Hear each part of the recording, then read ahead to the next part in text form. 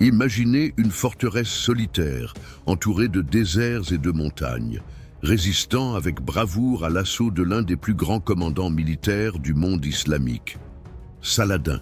En 1183, Toron, une fortification stratégique en Galilée, devint le théâtre de l'un des moments les plus tendus des croisades.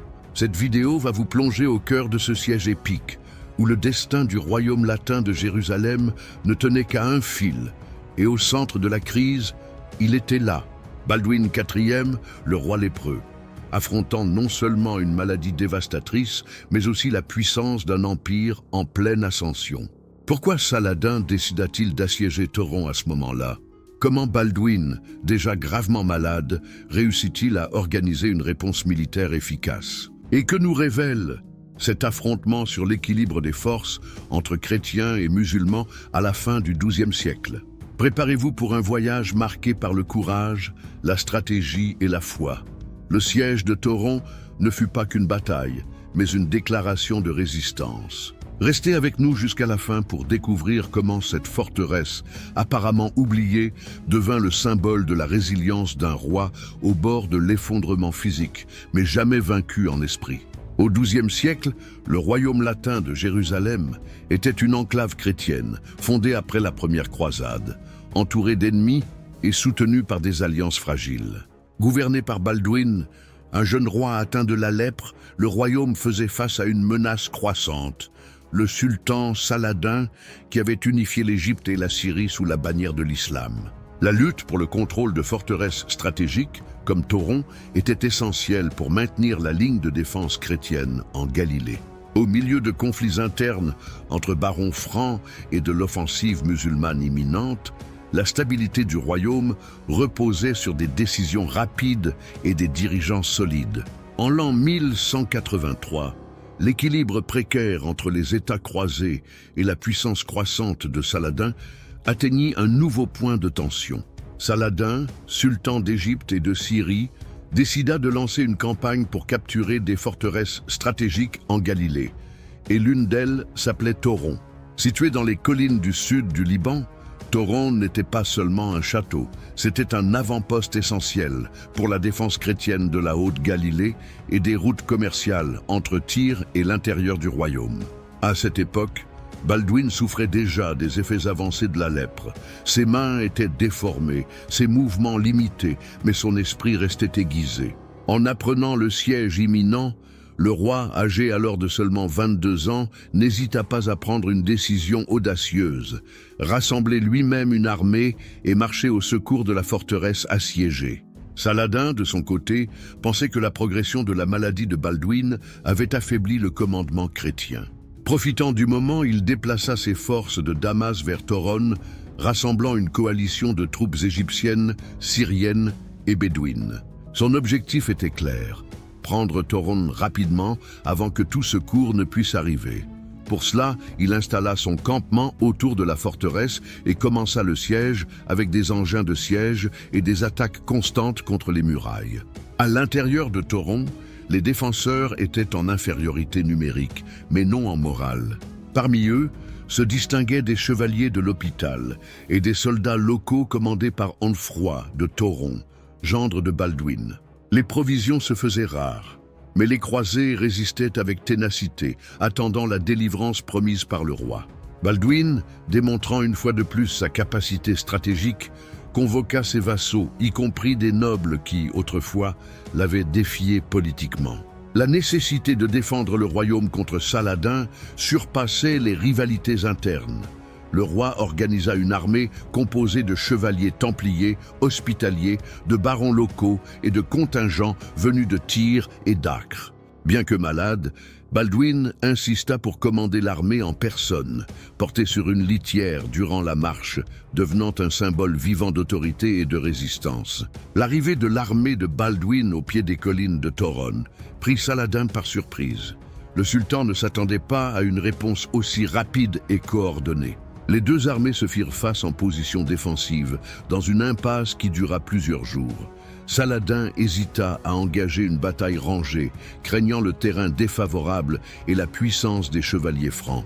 De son côté, Baldwin savait qu'un affrontement direct pouvait être trop risqué. Sa priorité était d'alléger le siège et d'assurer la survie de la garnison. Face à cette impasse, Saladin choisit de se retirer.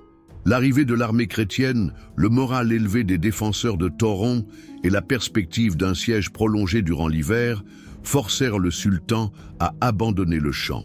Le siège fut levé sans bataille décisive, mais avec une victoire claire pour les croisés. Le retrait de Saladin devant Toron fut plus qu'une victoire stratégique. Ce fut un moment décisif pour réaffirmer le leadership de Baldwin et restaurer la confiance en sa capacité à gouverner, même affaibli par la lèpre. L'image du roi, porté sur une litière, supervisant les mouvements des troupes et inspirant ses chevaliers, fit forte impression parmi alliés et ennemis. C'était la représentation vivante d'un roi qui, même face à la déchéance physique, continuait d'incarner les valeurs de la chevalerie chrétienne. Courage, foi et responsabilité envers son peuple. En interne, le succès à Toron servit de baume temporaire aux tensions qui rongeaient le royaume.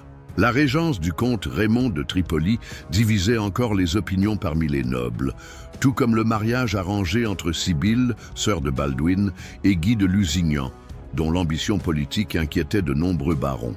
La victoire contre Saladin offrit à Baldwin une chance de rééquilibrer l'échiquier. Il utilisa le prestige récemment retrouvé pour tenter d'apaiser les tensions entre les factions de la cour, bien qu'il sût que son état de santé ne lui permettrait pas de soutenir cet effort longtemps. Dans le camp musulman, le retrait de Saladin fut perçu comme un revers mineur, mais un rappel que la conquête du royaume de Jérusalem exigerait plus que la force militaire. Il fallait miner sa cohésion interne. Saladin continuerait d'exploiter les divisions politiques entre les croisés dans les années suivantes, tout en renforçant son contrôle sur la Syrie et en préparant l'offensive qui culminerait, plus tard, dans la bataille de Hattin. Cependant, le siège de Toron eut un autre effet profond. Il montra aux chrétiens d'Europe que le royaume latin était encore capable de résister et qu'il méritait d'être soutenu. Les chroniques qui circulèrent en Occident, comme celle de Guillaume de Tyr, soulignèrent la vaillance de Baldwin et la dignité avec laquelle il affrontait non seulement l'ennemi extérieur, mais aussi sa propre chair en décomposition. Ces récits émurent princes et chevaliers européens, dont certains vinrent en pèlerinage ou en renfort militaire dans les années suivantes. La victoire, toutefois, n'effaçait pas le fait que le royaume vivait sous une menace constante. Baldwin en avait conscience. À son retour à Jérusalem, il entreprit de nouvelles tentatives pour organiser sa succession. Il comprenait que sa mort était proche et que le royaume avait besoin d'une direction stable pour affronter le retour inévitable de Saladin. Son plan incluait l'éviction de Guy de Lusignan, considéré par beaucoup comme un chef faible et imprudent. À sa place, le roi tenta de former un conseil de régence plus équilibré, mais les divisions politiques étaient déjà profondément enracinées. Militairement, Toron resta solide encore quelques années, mais son importance stratégique diminua à mesure que d'autres forteresses entraient à leur tour dans la ligne de mire de Saladin. Pourtant, cet épisode fut un rare moment de cohésion entre les chrétiens d'Orient. Pour la dernière fois, sous la direction de Baldwin, le royaume se montra capable de résister comme une unité face à une menace existentielle. En somme, le siège de Toron ne fut pas seulement un événement militaire. Ce fut le reflet de l'esprit résilient d'un roi au seuil de la mort, qui refusait de laisser sa maladie définir son héritage. Avec ruse et courage, il sut transformer un moment de faiblesse apparente en une affirmation de force politique, morale et spirituelle. Le siège de Toron révéla plus qu'une victoire ponctuelle sur les forces de Saladin. Il dévoila l'essence de Baldwin. Un roi qui, même condamné par une maladie implacable, refusa d'être spectateur de sa propre ruine ou de la chute de son royaume. Son corps défaillait, mais sa volonté de résister demeurait intacte. En affrontant Saladin non seulement par les armes, mais par l'autorité de sa présence, Baldwin transforma la défense de Toron en un symbole de sa propre lutte pour la survie et pour l'unité des chrétiens à Jérusalem. Son leadership à ce moment-là résonne encore aujourd'hui comme un témoignage de courage en des temps sombres.